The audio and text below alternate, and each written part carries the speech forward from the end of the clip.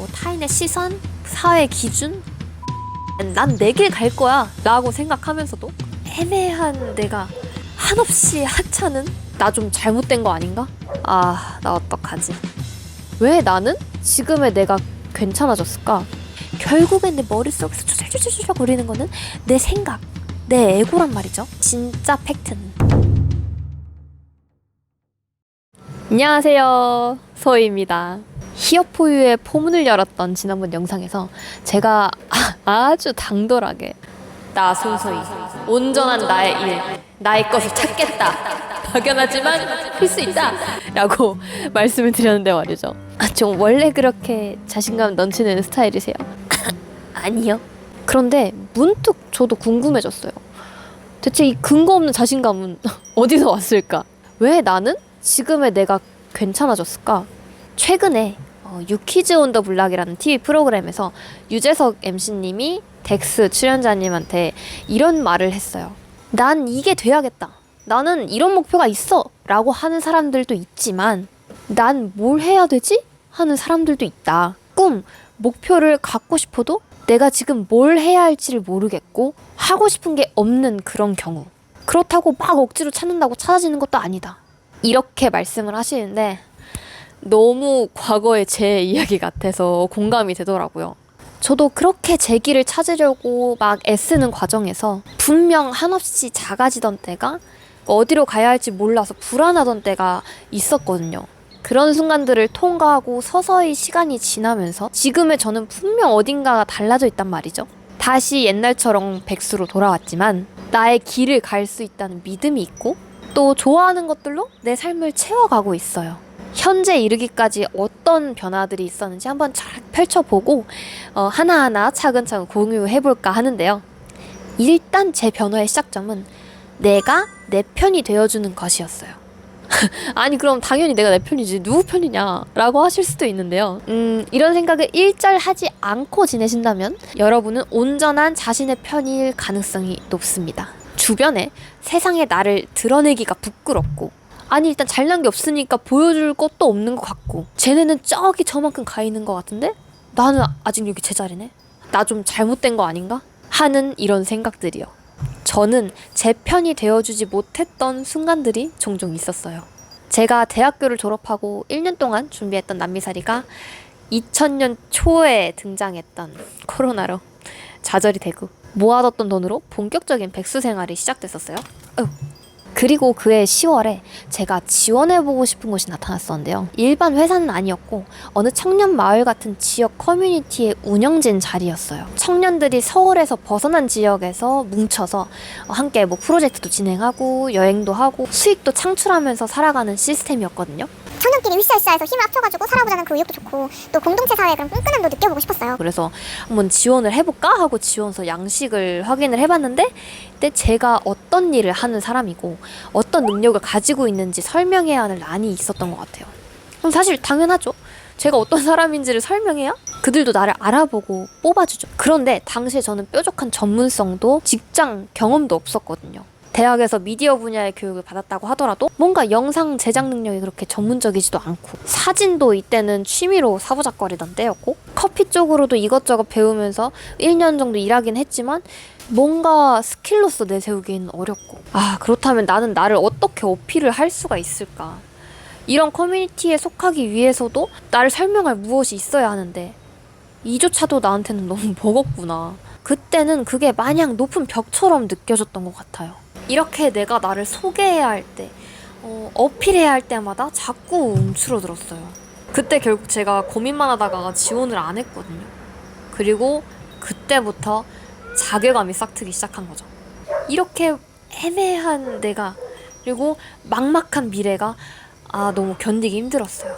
나 대학 졸업도 했고 이제 26인데 그렇다고 무턱대고 취업을 준비할 마음은 여전히 없고 제일 재밌는 거라고 친구들이랑 하는 뭐 예술 프로젝트인데 그리고 본가로 들어와서 지낸 지 1년은 가까이 되어 가니까 또 부모님의 생각이 좀 걱정되고 나 어떡하지? 그렇게 울적한 생각들로 스스로를 끌어내리고 있을 때쯤에 어느 날 제가 버스 정류장에 앉아서 버스를 기다리고 있었어요. 근데 친한 친구한테서 카톡이 온 거예요. 일기장 같은 노트를 찍은 사진이었는데 책의 한 구절과 친구의 생각을 적은 내용이었어요. 그늘. 남들이 하는 일은 나도 다 하고 살겠다며 다짐했던 날들이 있었다. 어느 밝은 시절을 스스로 등지고 걷지 않아도 될 걸음을 재촉하던 때가 있었다는 뜻이다. 온다고 달라진 일은 아무것도 없겠지만 박준. 소희는 그늘 없이 밝은 시절을 잘 걷고 있다. 어느 때는 그늘 쪽을 바라보며 불안해하지만 그럼에도 건강한 뿌리는 양지에 있다. 그늘 없이 밝은 시절을 잘 걷고 있는 것 같다 라는 그 문장을 보자마자 거의 눈물이 팡 뭐 머리 가슴도 아니고 그냥 눈물샘이 먼저 반응한 속도로 눈물이 쫙 나더라고요. 그때 버스 정류장이어서 사람들도 많았는데 뭐 마스크 안으로 눈물 콧물 숨긴다고도 용 쓰고. 친구 말대로 내가 서 있는 이곳이 양지일까? 내가 걷고 싶은 길로 가려고 애쓰는 이 시간도 결국 건강한 뿌리를 내리고 있는 과정일 수도 있겠다. 친구가 이런 위로와 용기를 준 거죠. 덕분에 마음이 많이 진정됐었어요. 그리고 그날 제가 꿈을 하나 꿨는데요. 3년 전에 꿈인데도 아직도 생생해요. 사실 저는 꿈에서 제 상황이나 상태에 대한 힌트를 종종 얻는 편이거든요. 그런데 이만큼 완벽하게 시적인 꿈을 살면서 다시 꿀 수 있을까 싶을 정도로 제 당시 심리 상태와 상황을 잘 표현해준 꿈이었어요. 내가 달리고 있어요. 진짜 막 정신없이 뛰는데 왜 뛰는지 이유는 모르겠어. 그냥 달리는 거야. 장소는 지하철 환승 구간 같은 게 긴 통로가 쭉 뻗어 있어요. 주변을 보니까 나 말고 한 무리의 사람들이 같이 뛰고 있는 거예요. 근데 다들 수영복 차림이야. 심지어 입은 게 다 똑같아. 몸에 굴곡이 그대로 드러나는 원피스 수영복을 입고 달리고 있는 거예요. 나도 같은 복장이네. 수십 명의 수영복 부대가 지하철 환승 구간을 달리고 있는 장관이 펼쳐지고 있는 거예요. 그렇게 뛰다가 뒤를 돌아보니까 양복에 가까운 차림의 사람들이 또 한 무리 달려오고 있는 거예요. 제가 속해 있는 수영복 무리랑 같은 방향으로. 날 잡으려고 쫓아오는 것도 아니야. 근데 저는 엄청 조급해지는 거예요. 아니 양복 무리 속에 수영복 입은 채로 섞이면은 남사스럽잖아요. 그러니까 내 꼴이 너무 부끄러워질 것 같은 거예요. 그래서 죽기 살기로 더 달려보는데 자꾸 뒤쳐져. 내가 꼴찌야 수영복 무리에서. 바로 내 뒤에 양복 무리 오는 거죠. 그러니까 더 조급해지는 거예요. 그때 계단이 나타났는데 계단 아래로 제가 제일 사랑하는 친구, 그 사진 보내준 그 친구 얼굴이 보이는 거예요. 걔도 같은 수영복 입고 그 수영복 무리 사람들이랑 섞여서 달리고 있는데 저 앞에서 멈춰서서 저를 이렇게 올려다보더니 손을 뻗어주는 거예요.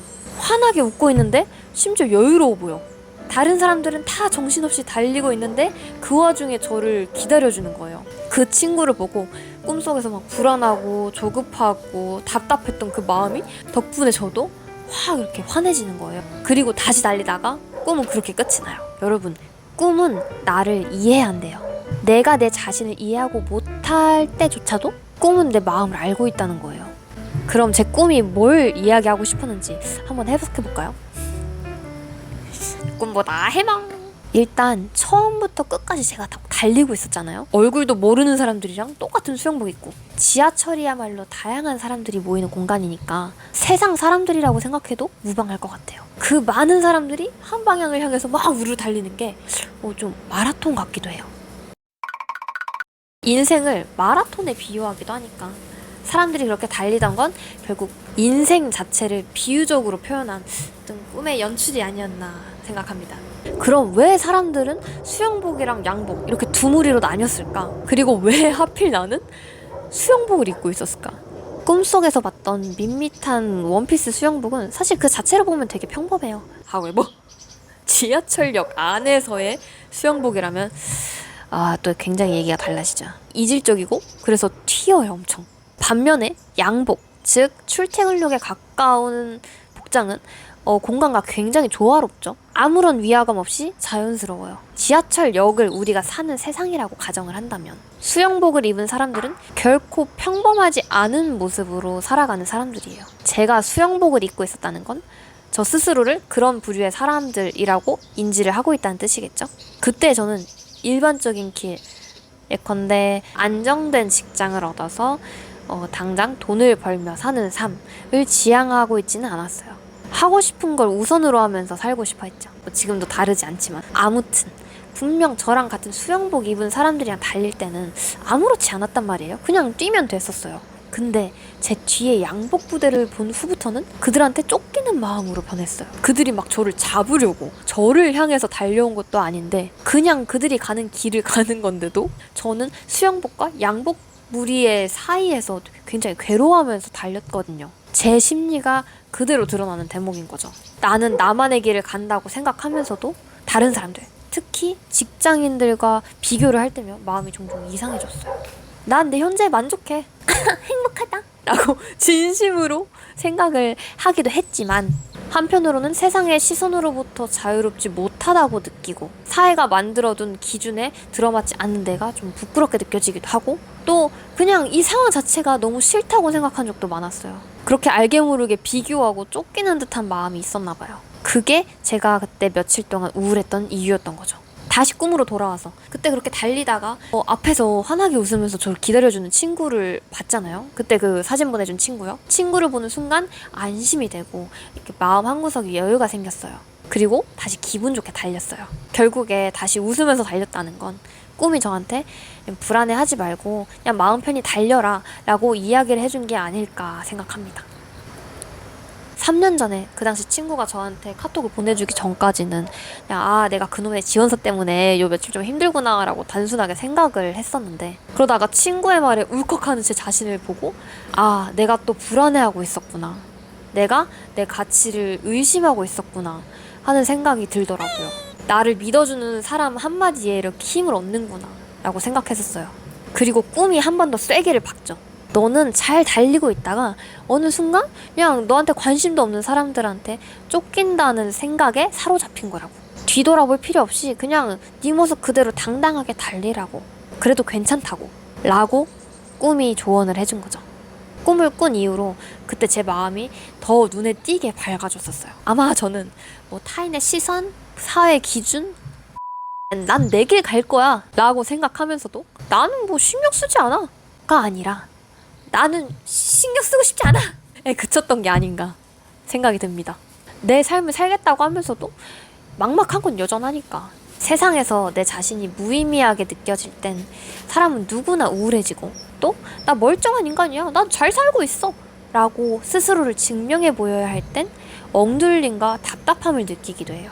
그런데요, 사실 여러분, 나는 나를 증명할 이유가 하나도 없어요. 이미 존재만으로 너무 빛나서. 진심 교주 같네. 그래서 나를 증명할 필요가 사실 없어요. 좀 남보기에 부끄럽지 않게 살고 싶고 근데 확실하게 이룬 뭔가가 없으니까 내가 너무 부족한 것 같고 주변 어른들 만나면 괜히 아쉬운 소리 싫은 소리 들을 것 같고 아니면 실제로 듣고 나를 남들이랑 비교하고 또 내 미래를 비관하고 이런 꼬리에 꼬리를 무는 생각들 막 쉴 새 없이 둥둥 떠다니는 부정적인 생각들 나는 이래야 한다라는 강박 내지 집착 결국에 나는 내가 만든 생각 안에 나를 가두었던 거예요.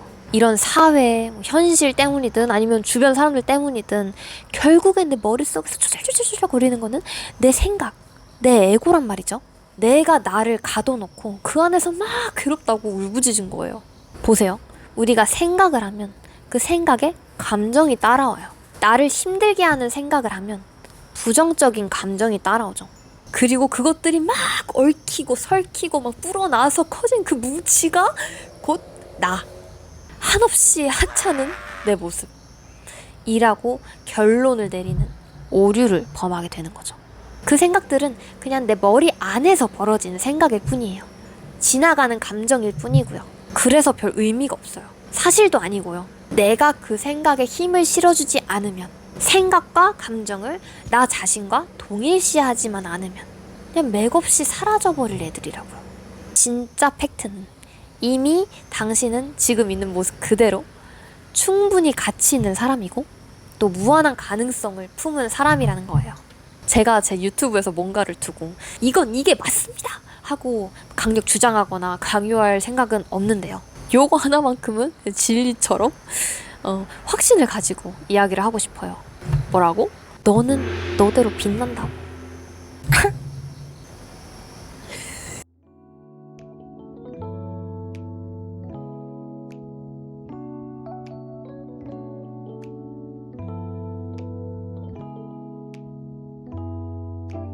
제가 좋아하는 임수민 작가님의 책에서 나온 말인데 제 기억으로는 어머니께서 직접 해주셨던 말인 것 같아요. 제가 꿈을 꿨던 그 당시에 그때 저한테 가장 필요했던 건 있는 그대로의 나 스스로를 인정해주는 마음 아니었을까요?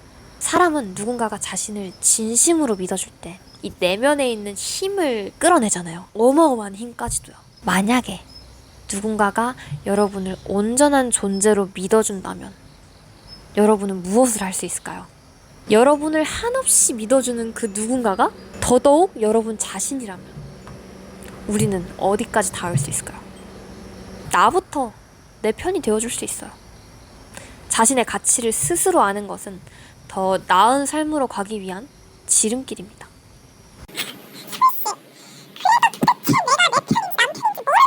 하시는 분들도 너무 걱정 마세요.